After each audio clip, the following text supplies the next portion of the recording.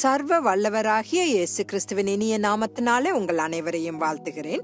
இன்று சாத்தானின் வடிவமைப்பும் ஆயுதங்களும் என்ற தலைப்பில் நாம் தியானிக்கலாம். இருள் சூழ்ந்த இந்த உலகத்தில் இன்று நாம் தேவனுடைய வல்லமையால் காக்கப்படுகிறோம். இந்த உலகில் 2 ஆவிக்குரிய மண்டலங்கள் உள்ளன. பொல்லாத தீய ஆவிகளின் மண்டலம் மற்றும் இயேசு கிறிஸ்து வழங்கிய கிருபையின் மண்டலம். நம்முடைய வாழ்க்கையிலே தேவ சித்தம் நிறைவேறுவது மாம்சத்தில் வாழும் போது காணப்படாத இந்த 2 ஆவிக்குரிய ராஜ்யங்களை நாம் எவ்வளவாய் புரிந்து கொண்டோம் என்பதை பொறுத்ததாகும். நமது அன்றாட வாழ்க்கையில் நடக்கும் ஆவிக்குரிய நிகழ்வுகளை நிதானித்து அறிய பரிசுத்த ஆவியின் தெளிவான வழி நடத்தல் நமக்கு அவசியம். முதலாவதாக நமது சுய நீதியை வெறுக்க கற்றுக்கொண்டு நாம் இயேசு கிறிஸ்துவின் நீதியை தரித்து கொள்ள வேண்டும். நம்மை சுற்றியுள்ள அனைவருக்கும் நம் வாழ்க்கை ஒரு சுவிசேஷமாக இருக்க வேண்டும் என்று தேவன் விரும்புகிறார். ஆனால் நம் ஆத்துமாவின் எதிரியும் இடைவிடாமல் குற்றம் சாட்டுபவனாகவும் இருக்கும் சாத்தான் முழு நேரமும், அதாவது 24/7 வேலை செய்து கொண்டிருக்கிறான். பகுதி நேர கிறிஸ்தவர்கள் பிசாசுகளை கையாள முடியாது, அவைகளை மேற்கொள்ள முடியாது.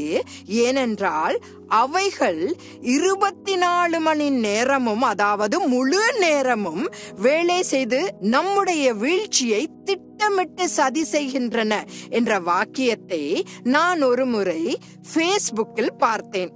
நமது ரட்சிப்பானது பாதுகாக்கப்பட வேண்டும். ஆகவே நமது சிந்தனைகளை பாதுகாக்கும் ரட்சிப்பின் தலைச்சீராவையும் பிற பகுதிகளுக்கு தேவனுடைய முழு சர்வாயுத வர்க்கங்களையும் அணிந்து பாதுகாப்போடு நிற்கும் போதுதான் எதிரி எய்யும் அக்கினியாஸ்திரங்களுக்கு எதிராக நாம் எதிர்த்து நிற்க முடியும். நம் வாழ்வில் நாம் எத்தகைய சூழ்நிலைகளை கடந்து வந்தாலும் நமது கிறிஸ்துவ நடையின் முடிவில் வெளிப்பட காத்திருக்கும் ரட்சிப்பின் முழுமையை பெற தேவன் மீதுள்ள நமது விசுவாசத்தை நாம் பற்றி கொள்ள வேண்டும். அப்போஸ்தலனாகிய பேதுரு 1 பேதுரு 1 அதிகாரம் 5வது வசனத்தில் கடைசி காலத்திலே வெளிப்பட ஆயத்தமாக்கப்பட்டிருக்கிற ரட்சிப்பு என்று எழுதுகிறார். நாம் பிசாசை மேற்கொள்ள வேண்டுமெனில் கர்த்தருடைய வார்த்தையை நன்றாக கற்று அதை புரிந்து கொண்டு அன்றாட வாழ்க்கையில் அதை அபியாசப்படுத்த நம் வாழ்க்கையே முழுமையாக தேவனுக்கு அர்ப்பணிக்க வேண்டும். சாத்தானின் வடிவமைப்புகள் மற்றும் ஆயுதங்களை பற்றி நம்மிடம் உள்ள அறிவு எல்லாம் தற்காப்பு உத்திகளே ஆகும், அதாவது டிஃபென்சிவ் மெக்கானிசம். கர்த்தர் நமக்கு வழங்கிய சர்வாயுத வர்க்கங்களை பயன்படுத்துவது நாம் எதிர்த்து தாக்குதல் போரை நடத்துவதாகும்.